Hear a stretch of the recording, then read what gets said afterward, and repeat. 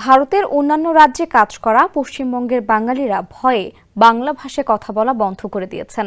বাংলা বললেই তাদের বাংলাদেশি হিসেবে সন্দেহ করে হেনস্থা করা হচ্ছে বলে জানা গেছে।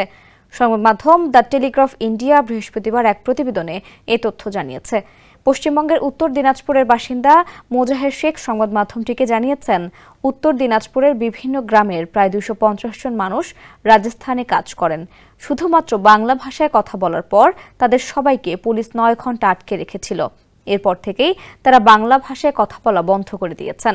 বাংলার বদলে হিন্দিতে কথা বলছেন তারা। মোজাহের শেখ বলেন, মঙ্গলবার আমাদের আটক করা হয়। আমরা বাংলা ভাষায় কথা বলি, এ কারণে আমাদের কয়েক ঘন্টা জিজ্ঞাসাবাদ করা হয়।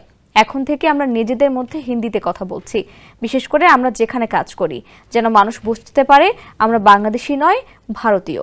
তিনি জানিয়েছেন, গত মঙ্গলবার অন্য দিনের মতো তারা তাদের কাজে যান। ওই সময় পুলিশ এসে তাদের ধরে নিয়ে যায়। হামিদুর রহমান নামে একজন বলেন, আমরা আমাদের পরিচয় দেই যে আমরা ভারতীয়, কিন্তু পুলিশ বলতে থাকে আমরা বাংলাদেশি, কারণ আমরা শুধু বাংলায় কথা বলি।